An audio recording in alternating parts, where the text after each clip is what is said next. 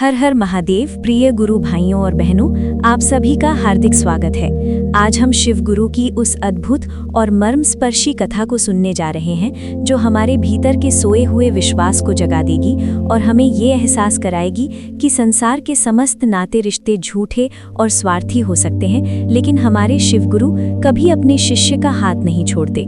ये कथा एक ऐसे भाई बहन की है जिन्होंने अपनी माँ को खोने के बाद सौतेली माँ और निर्दयी पिता के ऐसे भयानक अत्याचार सहे जिसकी कल्पना मात्र से रोंगटे खड़े हो जाते हैं। भूख, प्यास और मृत्यु के भय के बीच भी उन मासूम बच्चों ने अपनी माँ के दिए हुए शिव चर्चा के संस्कारों को नहीं छोड़ा और अंत में महादेव को स्वयं उनके रक्षक के रूप में प्रकट होना पड़ा। ये कहानी केवल एक कथा नहीं है, बल्कि ये हर उस शिव शिष्य के लिए एक अटूट प्रमाण है जो विपरीत परिस्थितियों में घुटने टेक देता है, क्योंकि जहाँ दुनिया के सारे दरवाजे बंद हो जाते हैं, वहीं से शिव गुरु की दया का द्वार खुलता है। भाई का तोता बनना, बहन का करुण विलाप और महादेव का वो साक्षात चमत्कार जिसे सुनकर आपकी आंखों में आंसू आ जाएंगे और आप गर्व से कह उठेंगे कि मेरा गुरु साक्षात शिव है। तो आइए पूरे प्रेम और श्रद्धा के साथ इस अमर कथा की गहराई में उतरते हैं और जानते हैं कि कैसे एक सच्ची पुकार काल के चक्र को भी बदल सकती है और कैसे शिव चर्चा ही घोर अंधकार में प्रकाश की एकमात्र किरण है। वीडियो को अंत तक जरूर सुनिएगा, क्योंकि कथा को अधूरा छोड़ना शिव गुरु का निरादर माना जाता है। तो चलिए प्रेम से बोलिए हर हर महादेव। प्राचीन काल की बात है। एक अत्यंत सुंदर, शांत और सुखी गांव में एक आदर्श शिव भक्त परिवार रहता था। उस परिवार का मुखिया एक सीधा साधा ग्वाला था, जिसकी पत्नी भगवान शिव की इतनी अनन्य उपासिका थी कि उसका उठना बैठना, जागना सोना और घर का प्रत्येक कार्य नमः शिवाय के पवित्र जाप के साथ ही संपन्न होता था। उनके 2 संतानें थीं, एक 11 वर्ष की अत्यंत सुशील, समझदार और सेवाभावी पुत्री और एक 9 वर्ष का मासूम व कोमल हृदय का पुत्र। माँ ने बचपन से ही बच्चों के मन की कोमल भूमि पर शिव गुरु के प्रति ऐसी अटूट निष्ठा और अटूट प्रेम के बीज बो दिए थे कि बच्चे हर छोटी बड़ी समस्या में, चाहे वो खेल की हार हो या कोई डर, केवल महादेव को ही अपना रक्षक मानकर पुकारते थे। माँ अक्सर उन्हें गोदी में बिठाकर समझाती थी, मेरे बच्चों, ये संसार नश्वर है, यहाँ के नाते रिश्ते समय के साथ बदल सकते हैं, केवल शिव गुरु ही शाश्वत सत्य है। जब कभी जीवन में घोर अंधकार छा जाए या कोई विपत्ति आए तो उन्हें अपना गुरु मानकर दया मांगना, वे त्रिलोकीनाथ कभी तुम्हारा साथ नहीं छोड़ेंगे।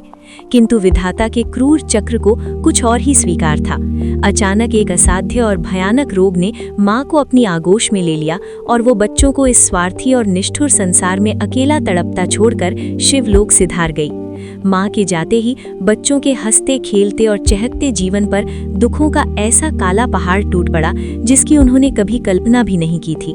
ग्वाले ने घर की व्यवस्था और बच्चों की देखभाल के नाम पर दूसरा विवाह तो कर लिया, लेकिन उसकी नई पत्नी सौतेली माँ अत्यंत क्रूर, ईर्ष्यालु, लालची और पाषाण हृदय की निकली।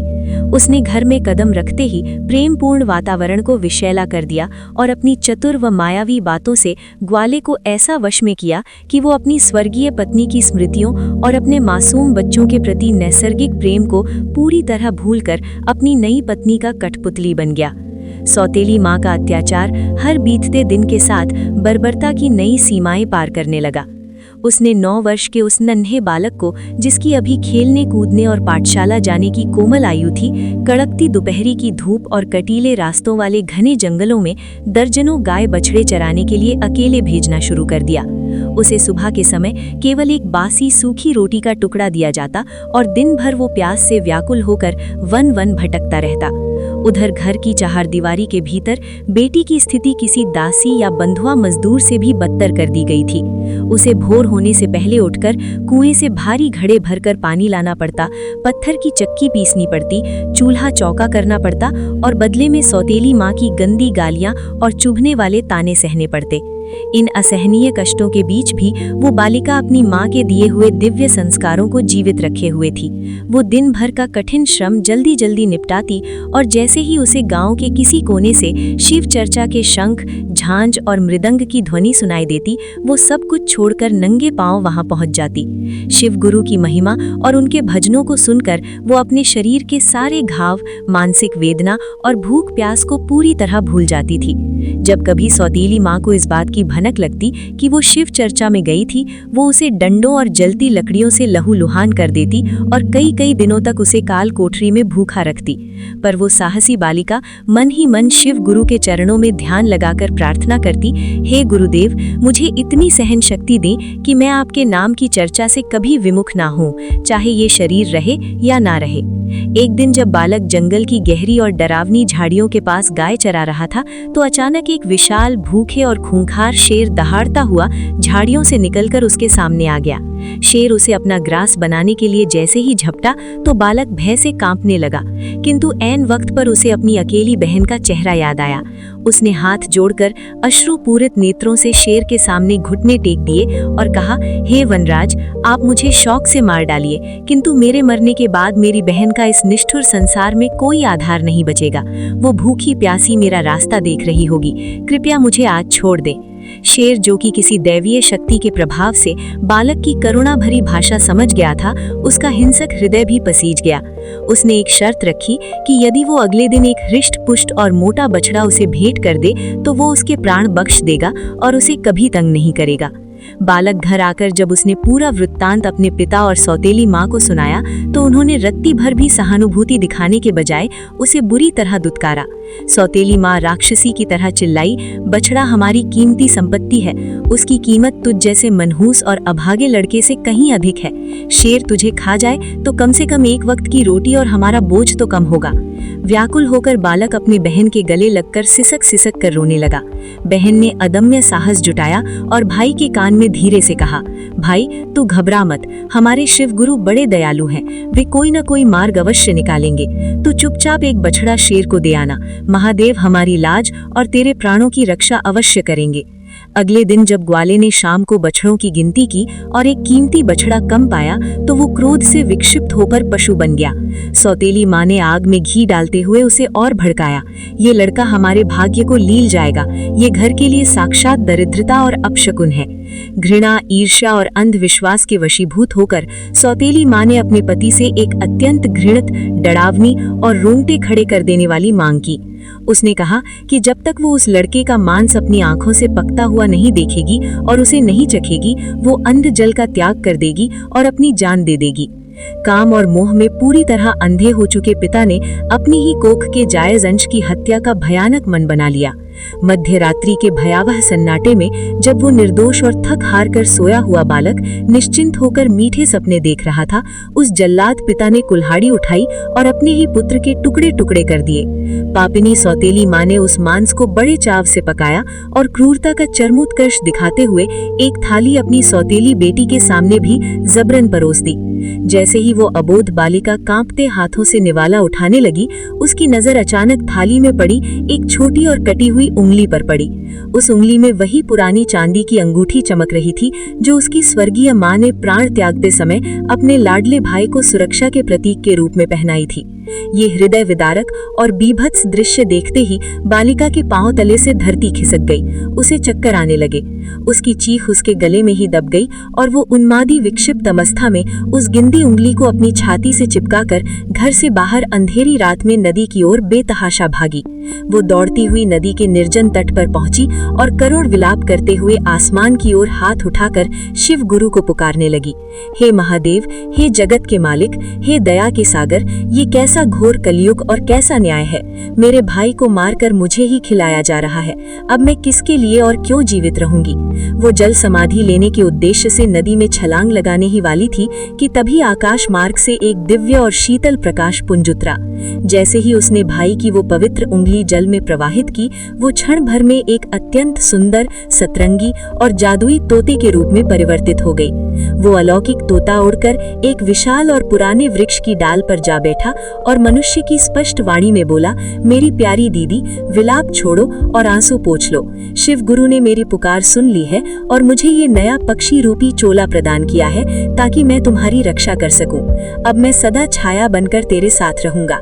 वो तोता प्रतिदिन अपनी बहन से गुप्त स्थान पर मिलता, उसे मीठी बातें सुनाकर सांत्वना देता और वन के सबसे दुर्लभ, मीठे और शक्तिवर्धक फल अपनी चोंच में लाकर उसे खिलाता ताकि उसकी बहन भूखी ना रहे। जब रक्षाबंधन का पावन और पवित्र पर्व आया तो तोते ने अपनी बहन के प्रति अपने कर्तव्य का संकल्प लिया। उसने अपनी चोंच और पंजों के बल पर एक दूर नगर के लोहार के पास जाकर अपने पंखों में छिपने वाली एक अत्यंत सूक्ष्म किंतु वज्र जैसी प्रहारक और जहरीली कटार बनवाई और एक धर्मात्मा सुनार से सोने के कंगन, आहार और पायजेब तैयार करवाए। जब उसने वो अनमोल आभूषण अपनी बहन को उपहार स्वरूप दिए तो सौतेली माँ की आंखों में लोभ और ईर्ष्या की भयानक ज्वाला धधक उठी। उसने लड़की से वो सारे गहने छीन लिए और उसे सच उगलवाने के लिए अधमरा होने तक बेरहमी से पीटा। वृक्ष की ऊंची डाल से वो तोता अपनी आंखों से ये सारा मंजर देख रहा था। अपनी प्रिय बहन की मर्म भेदी चीखें और असहनीय पीड़ा देखकर उसके धैर्य का बांध पूरी तरह टूट गया। उसने अपने आराध्य शिव गुरु का स्मरण किया और विद्युत की प्रचंड गति से झपट्टा मारकर घर के प्रांगण में उतरा। उसने अपने पंखों में छिपी उस मारक कटार को बाहर निकाला और उस पापिनी सौतेली माँ और उस निर्दयी पिता की आंखों पर एक के बाद एक अचूक प्रहार किए। वे दोनों अंधे होकर भूमि पर तड़पने लगे और अपने घृणित व पाशविक कर्मों की सजा पाते हुए अंततः लहूलुहान होकर मृत्यु को प्राप्त हुए। इसके उपरांत दोनों भाई बहन ने उस अपवित्र, शापित और दुखद स्थान को सदा सदा के लिए त्याग दिया। चलते चलते वे कई दिनों बाद एक अत्यंत भव्य, शांत और प्राचीन शिव मंदिर में पहुंचे, जहां दिन रात बिना रुके शिव चर्चा, भजन और कीर्तन का प्रवाह चलता रहता था। वहां बहन मंदिर के गर्भगृह और प्रांगण की सफाई करती, फूल चुनती और दूर दूर से आने वाले हजारों जिज्ञासु भक्तों को शिव गुरु की महिमा और अपने जीवन के इस महान चमत्कार की कथा सुनाती। उधर वो दिव्य तोता अपनी चोंच में पास के पवित्र सरोवर से शीतल जल भरकर लाता और श्रद्धापूर्वक शिवलिंग का अभिषेक करता। उनकी ये अनूठी, निस्वार्थ और प्राणपण से की गई अटूट भक्ति व तपस्या देखकर कैलाश पर्वत पर विराजमान जगत जननी माता पार्वती का हृदय अपार कर्मा से भर उठा। उन्होंने देवाधिदेव महादेव से सविनय और हठपूर्वक प्रार्थना की, हे प्राणनाथ, हे त्रिकालदर्शी, इन निष्पाप और अभागे बच्चों का वनवास और कष्ट अब समाप्त होना ही चाहिए। ये बालक अपनी बहन के निस्वार्थ प्रेम और आपकी अटूट भक्ति के कारण पक्षी देह में भी धर्म का कठिन पालन कर रहा है। इसे पुनः इसका दिव्य मनुष्य रूप प्रदान करें। भगवान शिव और जगत जननी पार्वती साक्षात उस मंदिर के प्रांगण में एक अद्भुत ज्योति के साथ प्रकट हुए। उनकी दिव्य आभा से समस्त दिशाएं और 10 दिशाएं प्रकाशित हो उठीं और पूरा वातावरण अलौकिक सुगंध से भर गया। महादेव ने अपनी गंभीर, गूंजती और मधुर वाणी में कहा, पुत्री, तुम्हारी अविचल निष्ठा, अटूट धैर्य और सत्य के प्रति तुम्हारे विश्वास ने आज नियति के लिखे हुए लेख को भी बदल दिया है।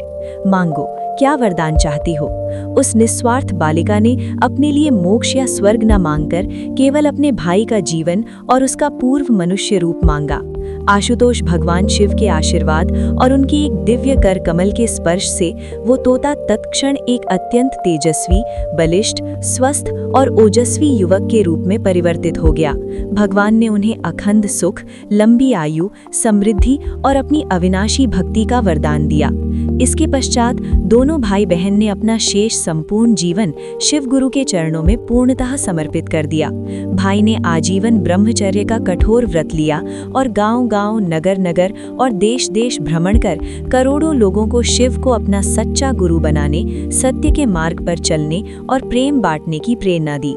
उनकी ये महागाथा युगों युगों के लिए इतिहास के पन्नों में अमर हो गई। ये विस्तृत महागाथा हमें ये परम और शाश्वत सत्य सिखाती है कि इस संसार के समस्त नाते रिश्ते झूठे और स्वार्थ पर टिके हो सकते हैं। जन्म देने वाले माता पिता भी मोह और अज्ञानवश मार्ग भटक सकते हैं और शत्रु बन सकते हैं, लेकिन शिव गुरु कभी भी अपने शरण में आए हुए सच्चे शिष्य का हाथ नहीं छोड़ते और अंततः उसे हर संकट से निकालकर भव सागर से पार उतारते हैं। जो शिव का है, शिव उसके हैं। हर हर महादेव। शिव शंकर भगवान की जय। जय माता पार्वती। जय शिव गुरु। प्रिय गुरु भाइयों और बहनों, अभी आपने शिव गुरु की इस अत्यंत मार्मिक और चमत्कारी कथा को सुना, जो हमें ये सिखाती है कि चाहे संसार में हमारे विरुद्ध कितनी ही बड़ी शक्ति क्यों न खड़ी हो जाए, यदि हमारा विश्वास अपने शिव गुरु पर अडिग है तो स्वयं काल को भी झुकना पड़ता है। भाई बहन की ये अमर गाथा हमें ये अटूट भरोसा दिलाती है कि शिव चर्चा केवल शब्दों का समूह नहीं, बल्कि वो पारस पत्थर है जो जीवन के घोर अंधकार को भी सुनहरे प्रकाश में बदल देता है। यदि इन मासूम बच्चों की सच्ची पुकार महादेव तक पहुंच सकती है और एक तोता पुनः मनुष्य बन सकता है, तो विश्वास रखिए कि आपके जीवन के कष्ट भी शिव गुरु की एक दया दृष्टि से अवश्य समाप्त होंगे।